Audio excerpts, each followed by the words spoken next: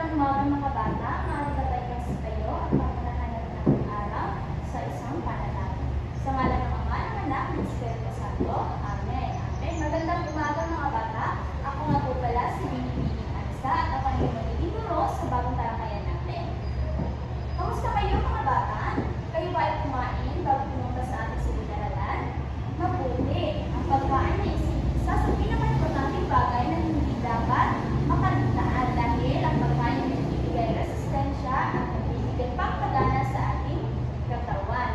At maraming salamat. Pero, sa napapansin ko, may mga kaklase kayo na parang walang gana. Gusto niyo ba mabuhayin ng iba? Alam niyo ba ang kantang tong-tong-tong pakitong-tito? Maraming salamat. Sabayan niyo ako at sabayan niyo ako sa pagkanta at pagsayaw ng tong-tong-tong pakitong-tito. Sa pagbilang ko ng 1, 2, 3, tayo ay magsimula. 1, 2, 3, tong-tong-tong pakitong-kitong at umano sa dagat. Malaki at masarap, mahirap ulihin sapagkat nangangagat. Maraming salamat mga bata. At bago kayo magsiupo, maaaring bang pulutin ang mga basura na nagkalat sa ilalim ninyong lamesa at ilagay ito sa tamang lalagyan. Ayan, 1, 2, 3, magsiupo na po. Tayo ay magsiupo na po. Ayan, maraming salamat. Kayo ba ay iyakan sa ating pagpagana? Ayan, maraming salamat. Ngayon tayo na kayo umupo. Pero, maaaring ibang pulutin ang mga basura na nakalat sa ilalim ninyong lamesa at itapon ito sa tamang lalagyan. Sa pagbilang ko ng 1, 2, 3, maaari na kayong magsiupo. Ayan, maraming salamat. Bago ang lahat, sino ang mga lumiban sa ating klase? Mabuti at wala. Kapag meron kayong kaklase na lumiban, narinig ko ba silang sabihan na huwag lumiban sa klase? Dahil baka sila ay mahuli sa ating panibagong diskusyon. Maraming salamat. Ngayon ay magkakaroon tayo ng pagbabalik-aral. Ano nga ulit yung diskusyon natin ng nakaraan? Ito ay patungkol sa magalang na pananalita sa iba't ibang sitwasyon. Maraming salamat. Ngayon ay meron akong babasahin ito. At ang kwento na ito ay patungkol sa isang bata na nagnangalang Nino.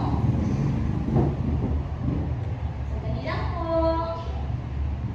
Ayan.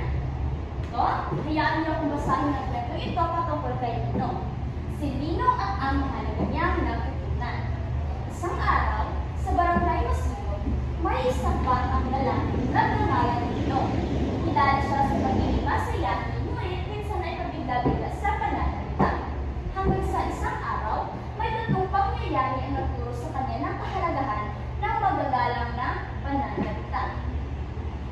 Una, habang kumakain sila ng tanghalian, sinabi ni Nino sa kanyang ina, "Ma, bigyan mo po ako ng ulam."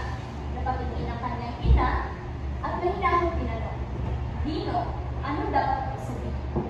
Napahiya si Nino at agad kumabi, "Ay, sorry po, pwede po bang maghingi pa ng ulam?" Ngumiti ang kanyang ina at sinabing, "Iyan ang tamang asal." Ikalawa, habang naglalakad siya papunta sa tindahan, napansin niya may batang nagkalat ng basura sa kalsada. Gusto sana niyang pagalitan pero naaalala niya ang sinabi ng kanyang guro tungkol sa mahinahong pananalita. Kaya nilapitan niya ito at sinabi, "Pasensya ka na pero baka pwedeng pulutin natin ang basura para po sa kalinisan ng ating lugar." Tumango ang bata at sabay silang nanlinis.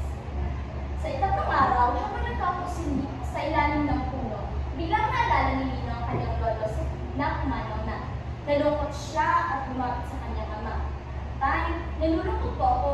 Miss ko na po si Lolo."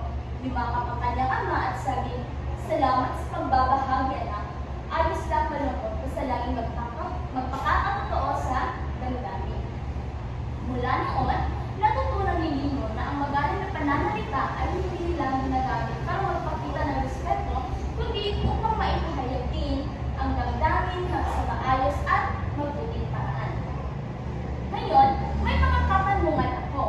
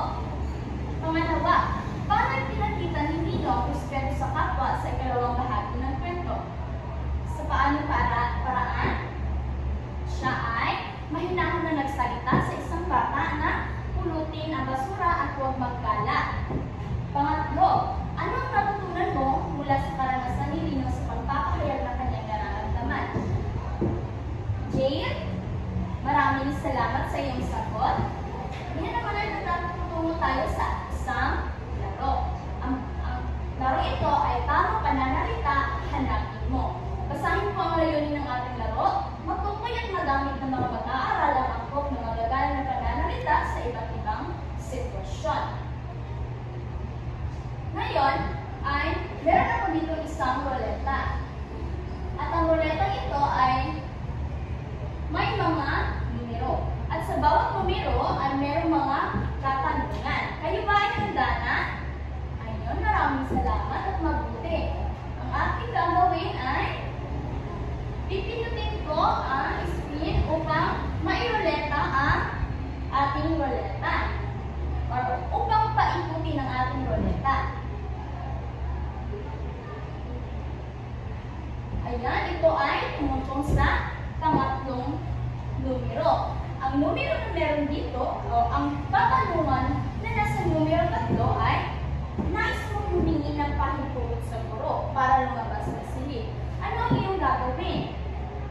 Ikaw ay humingi ng pahintulot kung saan ka pupunta. Mabuti.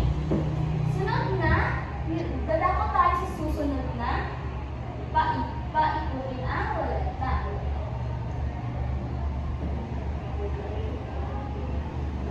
Ito ay tumungo sa numero 5. Natuwa ka sa nagawang tulong ng iyong kaklase. Ano iyong gagawin? Ikaw ay magpasalamat. Mabuti. Susunod naman ay sa numero 7. Ang katanungan na meron dyan ay nakita mong may basurang nagkalat sa paligid ng iyong paaralan. Ano ang iyong gagawin? Ito ay pulutin at itapon sa tamang lalagyan. Maraming salamat mga bata. Maraming salamat.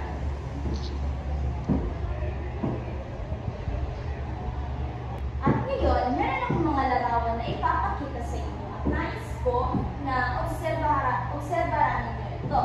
Unang larawan, may isang bata na bumabati sa kanya, sa nakakatanda sa kanya.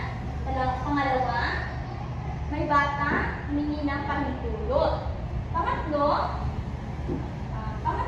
ay may batang tanong kung saan ang palengke. Ngayon, ano ang iyong napapansin? Ito ay patungkol sa pagbati, paghingi ng lokasyon, pagtanong ng lokasyon, at pagpahingi ng pahintulot. Ayun, maraming salamat.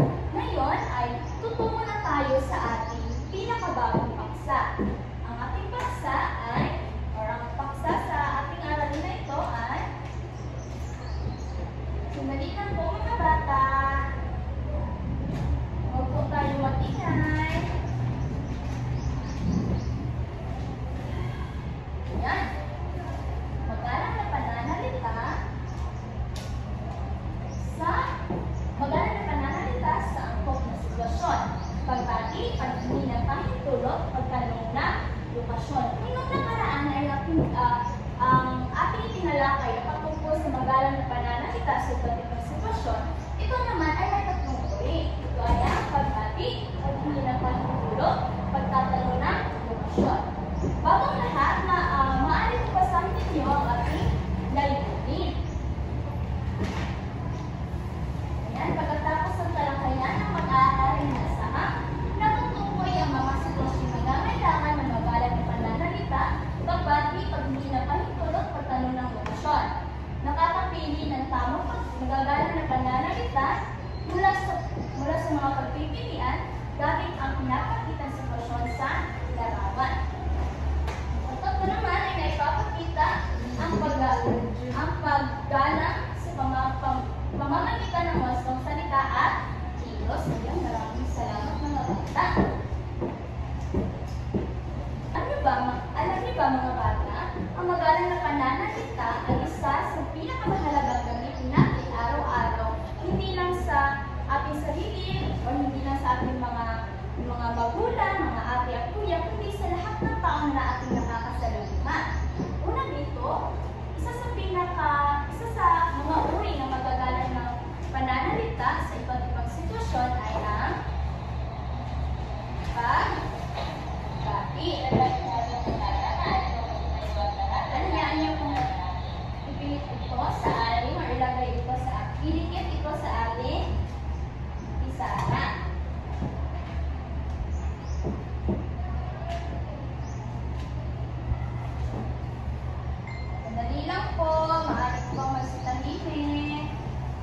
Ayan. Ang pagbati ay ginagamit kapag nakikita o nakakasalubong ng isang tao ang kakilala. Sa mga halimbawa nito ay magandang umaga po. Pangalawa ay kamusta po kayo? Ang pagbati ang pagbati ay isa sa mahalagang bagay, ang pinakamahalagang aspeto sa ating buhay dahil ito ay ginagamit natin sa umaga, tanghali, gabi, hapon, lalo na sa guro, bisita o nakakatanda. Yan. Susunod na uri naman ay ang paghingi ng pahintulot. Yan.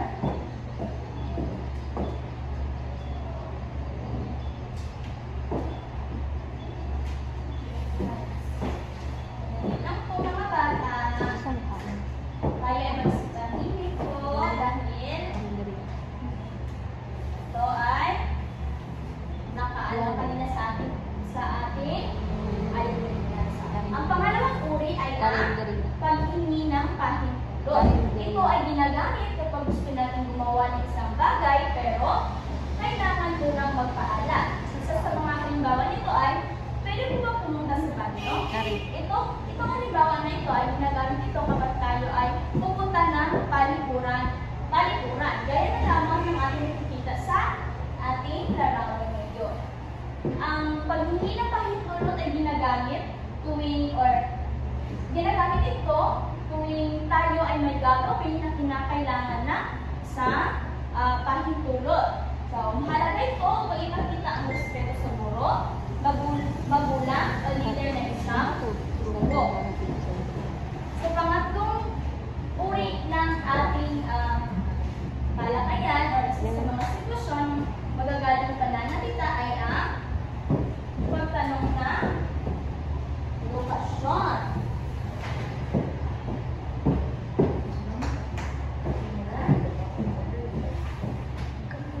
Pagtanong ng lokasyon, ito ay ginagamit kung may gusto tayong hanapin na lugar o direksyon. Halimbawa, nasaan po ang sinilakatan? Pwede po bang itanong kung saan ang opisina ng punong guro? Itong uri na ito ay ginagamit natin kapag tuwing pumupunta tayo sa isang lugar na hindi tayo pamilyar. Lalong-lalo na kapag may mga turista lalong-lalo na kapag tayo ay pumupunta sa ibang bansa, ito ay nagagamit natin. So, ginagamit sa paaralan, palengke, o kahit sa bagong lugar. Ayan, may mga katanungan. Kung wala ay maraming salamat. Ngayon ay nandako tayo sa susunod na ating gagawin. Ngayon ay tutungo tayo sa ating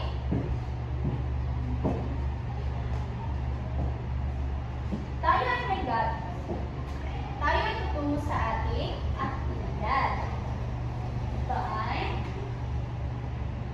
at ngayon ay magkakaroon tayo ng isang aktibidad. At ang aktibidad na ito ay gagawin natin sa isang klase. Ngayon ay tatawag ako ng isang estudyante at ang gagawin niya ay pupunta siya sa harap at may sasabihin ako sa kanya. At ang sasabihin ko sa kanya ay iyon ang kanyang iaakto at kayo ay sasagot kung ano ang aksyon na iyon. So, una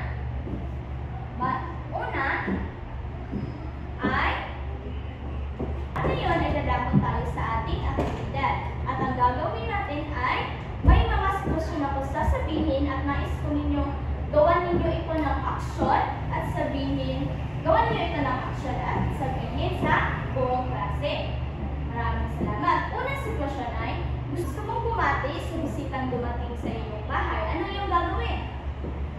Mabuti, maraming salamat, Francisquete. Pangalawa, hihingi ka ng pahintulot na lumabas ng klase. Ano yung gagawin? Maraming salamat, Kathleen. Pangatlo, may hinapitan kang guro upang itanong kung nasaan ang klinika. Anong iyong gagawin? Ano ang aksyon na inyong gagawin? Ayan, maraming salamat. Ayan, ngayon naman ay dadako tayo sa ating ikalawang aktibidad. At ang gagawin ko ngayon ay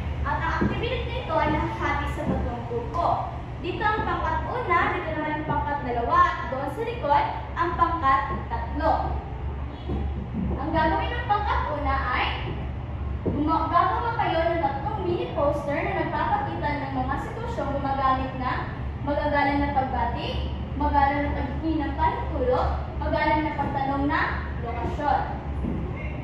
Ang pangkat 2 naman ay lilikha kayo ng 4 frame na comic strip kung saan may karakter na gumabati sa guro o matanda, humihingi ng pahintulot sa magulang, nagtatanong ng lokasyon sa barangay, gumagamit ng angkop at magagalaw na pananalita.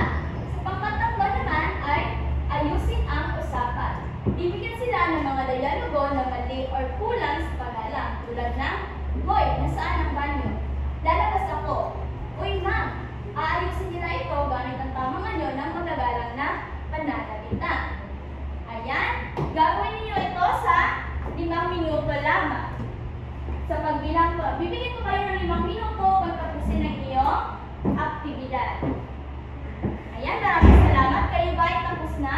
Maaari nyo na itong ipasa sa harap kasi ako na mismo ang magtatala ng iyong gawain. Ngayon naman ay dadako na tayo sa ating individual na gawain. Ang gagawin nila po ay may bibigay akong mga papel kung saan nakasulat dito ang ating aktibidad. Hayaan niyong basahin po ang panuto ng ating aktibidad. Lagyan ng check kung tama ang magalang na pananalita at X kung hindi. Sulat ang sagot sa tapat ng bawat bilang. Ayan. Bibigyan ko kayo ng 5 minuto upang tapusin ang iyong aktibidad. Ayan. 1, 2, 3. Maaari nyo ba itong ipasa sa harap? Dahil ako na mismo ang magtatala ng iyong aktibidad. Ngayon, bago tayo magtapos sa ating klase, ay maaari po bang kunin na iyong takdang aralin na notebook at isulat ito. Magalang na pananalita, pagbati, paghingi ng pahintulot at pagtatanong ng lokasyon. Ito ang iyong mga takdang aralin na ipapasa bukas dahil iyon ay magsisilbing attendance. Ayan. Maraming salamat mga bata. Tayo ay magsitayo para wakasan ang ating diskusyon. Sa ngalan ng Ama, ng Anak, ng Espiritu Santo. Amen. Amen. Magandang umaga muli mga bata at paalam.